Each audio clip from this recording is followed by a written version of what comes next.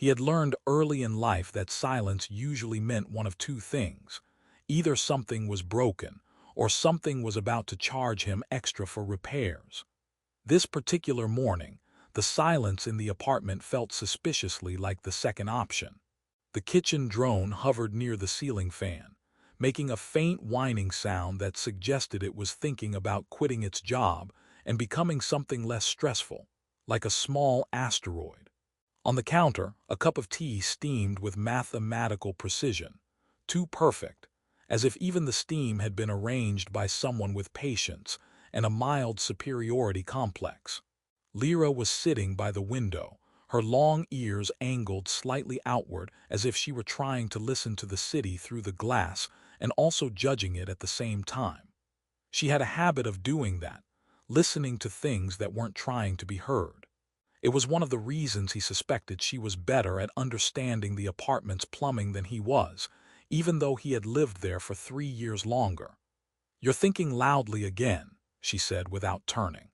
"I'm not thinking loudly," he replied. "I'm thinking at a completely reasonable volume. That's what loud-thinking people always say." He leaned against the counter, watching the drone complete a slow spiral before bumping gently into a cabinet and apologizing in 3 different error tones. "I think it's broken." "It's not broken," she said. "It just tried to apologize to a cupboard. It's socially aware. That's not a feature I paid for. You got it second-hand from a junk orbital station. That's not fair." It was only mostly junk. She finally turned her head toward him, her expression calm in that unsettling way she sometimes had, like she already knew the ending of conversations and was just humoring the middle. "It's fine. It's learning emotional adaptability. From bumping into furniture, yes, that's actually kind of concerning." She smiled slightly. "Everything is concerning if you think about it long enough." He decided not to think about that sentence at all, which felt like the healthiest choice available. Outside, the city was waking up in its usual layered chaos. Transit tubes humming under the streets, advertisement drones arguing in midair about who had the more persuasive discount, and somewhere in the distance, a building-sized screen looping a commercial for a sleep aid that promised guaranteed unconsciousness or your stress back. Normal life, in other words, or what passed for it. Lyra stood and walked toward the small table where breakfast had been arranged with suspicious care. He noticed, not for the first time, that she moved like someone who was always aware of multiple gravitational systems at once. It wasn't dramatic, just slightly too controlled, like the world around her was optional and she was politely pretending it mattered. "You've been quiet lately," he said. "I'm always quiet. You've been quieter than your usual quiet. That's statistically difficult. I'm serious." She paused, then picked up a piece of fruit from the bowl, one of those engineered citrus hybrids that tasted like 3 different fruits arguing over custody of flavor. "Work has been complicated. You don't have a job. I do have a job. You said your job was freelance spatial logistics consulting." "It is." That sounds like something people say when they don't want to explain their job. "It's very real." He crossed his arms. "So what are you consulting on? Space packages, intergalactic delivery disputes, lost luggage in orbit?" "Sometimes luggage." He narrowed his eyes. That was too quick. She took a bite of the fruit. "Because luggage is a serious interstellar issue." He sighed and sat down. The chair made a small protesting noise, as if it had not been emotionally prepared for his weight this morning. The drone above them emitted a soft chime and projected a holographic notification into the air. "Low priority maintenance suggestion. Consider replacing existential filter." He stared at it. "Is that for the drone or me?" "Probably both," Lyra said. He pointed at her. "You see, even the machine thinks I'm having a crisis. It's a helpful machine. It told me to replace my existential filter. That is helpful advice. I don't even know where that part is." She smiled again, but it was smaller this time. "Most people don't." A faint tremor passed through the building, so slight it could have been dismissed as plumbing reconsidering its career choices. But Lyra's ears shifted immediately, tightening in a way that made the air feel subtly more serious. He noticed. What was that? Nothing, she said too quickly. That was definitely not nothing. She stood still for a moment, as if deciding whether honesty was worth the inconvenience it usually caused. Then she reached for the cup of tea again, but didn't drink. Do you ever think, she asked, that some people are just temporarily here? He blinked. That sounds like a philosophical way of saying you don't like this apartment. I like the apartment. That's not reassuring. She tilted her head slightly. I mean in a larger sense. Lyra, he said slowly, if this is about you moving out, we can just talk about rent increases like normal humans. A faint sound echoed from somewhere far above the atmosphere. He didn't hear it. Not really. It was more like the idea of a sound, the suggestion of something massive adjusting its position in a place where normal physics had to take a step back and think about its behavior. But Lyra heard it. Her fingers paused around the cup, and then, as casually as she could manage, she said, "You should probably sit down." "I am sitting." More securely. "That's not a thing chairs offer." She looked toward the window. And for the first time since he had known her, she didn't look amused by anything at all. Above the city, something passed through the upper atmosphere without announcing itself in any language humanity had ever agreed upon. Satellites began to misalign. Weather systems forgot their schedule. A flock of autonomous cargo drones briefly formed what looked like a triangle before all of them decided to reroute simultaneously and pretend it never happened. He stood up slowly now, following her gaze. "Okay," he said. "What am I looking at?" Lyra exhaled. "Bad timing," she said. "That's not an answer. It's the beginning of one." Another sound followed, this one lower, deeper, something that vibrated through the building's structural memory rather than its physical frame. The drone above them dropped its maintenance suggestion and quietly rebooted itself, as if hoping to be less involved in whatever was about to happen. Outside, the sky darkened by a fraction, not like night, like attention. He pointed upward. "Is that a ship?" Lyra didn't answer immediately, which was, unfortunately, its own answer. He let out a short laugh, the kind people make when reality becomes too expensive to process in full. "Okay, I'm going to assume this is a misunderstanding. Like last time when the orbital garbage collectors thought our building was a docking station." "This isn't garbage collectors," she said. "That's good." "That would have been easier." "That's not good." She finally looked at him directly, and her expression carried something he hadn't seen before, not fear exactly, but the shape of responsibility being remembered. "They've found me," she said. He stared at her. "Found you." A pause. "I told you I was bad at directions," she added weakly, as if humor could still function as a shield. A distant structure broke the cloud layer above the city, long, geometric, impossibly quiet for something so large. It didn't descend like a falling object. It simply arrived closer, as if space had decided distance was optional. The drone emitted a soft, cheerful tone and said, "New priority detected, please do not panic." He looked at it. "That feels late." Lyra stepped toward the window, and for the first time her voice carried something sharper than calm. "It's worse than I thought," she said. He swallowed. "You said that like there was a scale for worse." "There is." "That's terrifying." "I know." Another ship appeared beyond the first, then another, forming patterns that suggested coordination, discipline, and a level of patience that felt personally insulting. He turned back to her. "Lyra," he said slowly, "what exactly did you do?" She hesitated just long enough for the answer to feel heavier than it should have been. Then she said very quietly, "I left." He realized later that the worst part was not the ships. It was how calmly Lyra moved toward the kitchen like interstellar invasion was just another item on the morning schedule. Right after check drone malfunction, and right before question life choices in silence.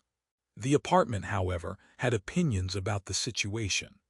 A soft alarm tone began pulsing through the walls, low, polite, almost apologetic, Like the building itself didn't want to be dramatic, but also didn't want to get fined for not reacting appropriately to a class-unknown atmospheric anomaly. The lights shifted into a pale blue emergency hue that made everything look slightly like it was underwater and mildly disappointed. He stood frozen near the window. "Okay," he said carefully, "I feel like this is the part where you tell me I'm hallucinating." Lyra opened a cabinet and started searching for something. "You're not hallucinating." That was not reassuring. It wasn't meant to be. A long pause stretched between them, filled only by the distant hum of machines outside recalculating their understanding of reality. He pointed upward. "Those things are not normal air traffic." "They are not." That's also not reassuring.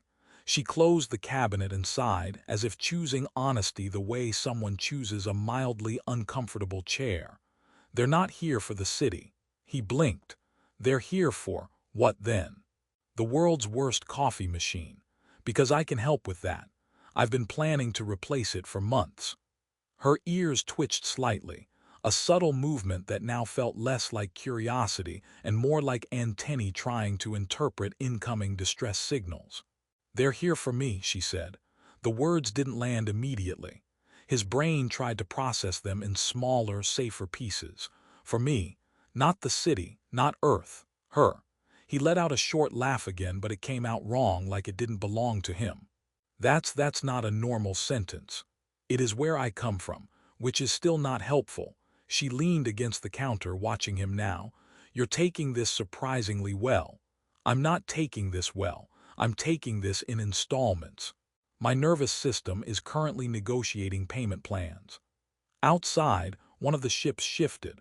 The sky dimmed in response, like the atmosphere had decided to lower its voice. The apartment drone floated down slowly from the ceiling and projected a new alert. "Suggestion: remain indoors." "Suggestion: do not engage with extraterrestrial politics." "Suggestion: consider light snacks." He stared at it. At least someone is being helpful. Lyra picked up the drone and gently turned it off. "Hey," he said, "that was giving me emotional guidance. It was panicking." "So am I, yes," she said, "but you're doing it manually." That did not feel like a compliment. Another vibration rolled through the structure of the building, deeper now, more deliberate, like something massive adjusting its stance in preparation for conversation rather than impact.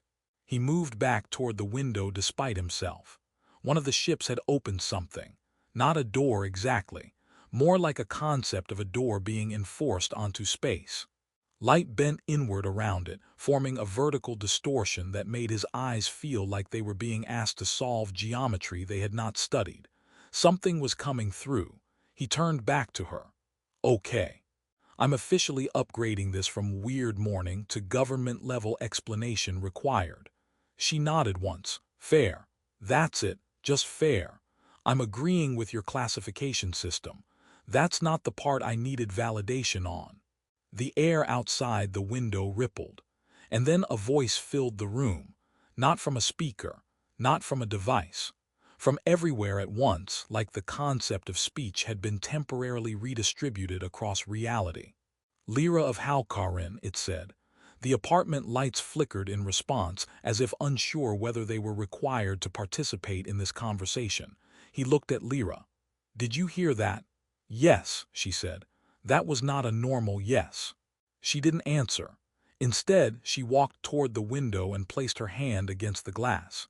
He followed, slower now, like his body was waiting for official instructions from his brain. Outside, the ships held position with unnerving precision. The opening in the nearest one stabilized into a structured portal of shifting geometry. Something stood behind it, or many things. It was hard to tell when scale stopped cooperating. The voice spoke again. "Return is authorized. Resistance is unnecessary." Lyra exhaled slowly. "Of course it is." He stared at her. "You're not going to tell me this is a misunderstanding, are you?" She hesitated. Then, with the kind of honesty that felt slightly rude in its timing, she said, "No."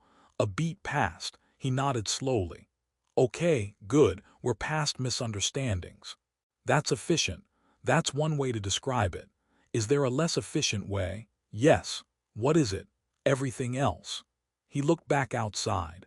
The portal shimmered again, and for a moment he thought he saw shapes inside it, vast silhouettes like armored structures drifting in formation, waiting without impatience. He pointed. So what happens now? Do they land? Do they ask for you politely? Do they send a strongly worded email? They won't land, she said. That's helpful. They don't do landing unless necessary. That is the opposite of helpful. She glanced at him. You're still making jokes. It's either jokes or screaming, I'm rationing. One of the ships emitted a pulse of light.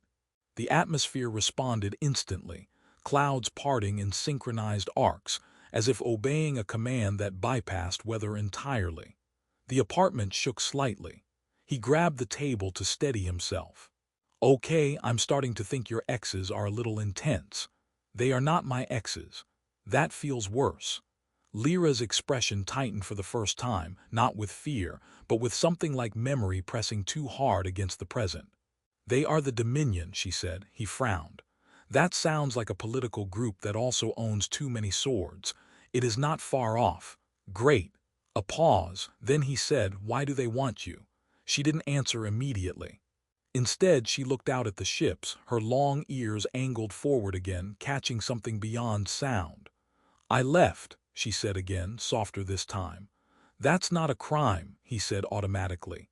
In their system, she replied, it is worse than one. The voice returned, closer now, more focused. Asset Lyra, your designation is active. Your departure remains unresolved. He blinked. Asset. Lyra closed her eyes briefly. That part I was hoping not to explain yet. That's a very bad sentence. I know. Outside, the portal widened, and for the first time something crossed through, not fully visible, not fully formed, but enough to make the air in the apartment feel suddenly too small for all the possible meanings of the word invasion. He stepped closer to her without thinking, and she noticed. Of course she did. You don't have to do anything, she said quietly. He let out a breath. You already said that. I'm saying it again. That's not how decisions work. A faint, almost tired smile appeared on her face. You're very stubborn for someone who repairs broken appliances for a living. That's because broken appliances don't usually bring warships. A low mechanical resonance filled the sky outside. The Dominion was waiting, and for the first time he understood something that made his stomach tighten in a way no joke could fix. They were not asking for permission. They were confirming whether she would still refuse. He didn't remember deciding to move toward the window. One moment he was standing beside Lyra in a room that felt too small for the universe's current attitude, and the next he was there, close enough to see the faint distortions in the air where reality was being pressed like fabric under too many hands. The ships outside no longer looked like ships in any comforting sense of the word. They were more like statements. Massive geometries arranged in orbit with the confidence of something that had never been told no, and had therefore never developed emotional coping strategies for it. The voice returned again, now steady, almost patient. Lyra of Halkarin, return is required. The Dominion does not repeat lawful commands indefinitely. He glanced at her. They say that like it's a customer service policy. She gave a short exhale that might have been a laugh if the situation were less violently cosmic. They always phrase it like that. Do they have a brochure? Yes, of course they do. The apartment drone, having apparently rebooted itself after its earlier existential crisis, floated cautiously into the air and projected a single line. Suggestion. This is above your pay grade. He pointed at it. Finally, something honest. Lyra stepped forward. That small movement changed the temperature of the room in a way he couldn't explain later without sounding like he was exaggerating, which he hated because he was usually very committed to not being dramatic unless snacks were involved. She placed her hand on the glass again, but this time something responded. Not outside, inside. The glass didn't break, it didn't shimmer, it simply recognized her. A thin lattice of light spread across its surface, like circuitry waking up from a long nap. He blinked. Okay, that's new.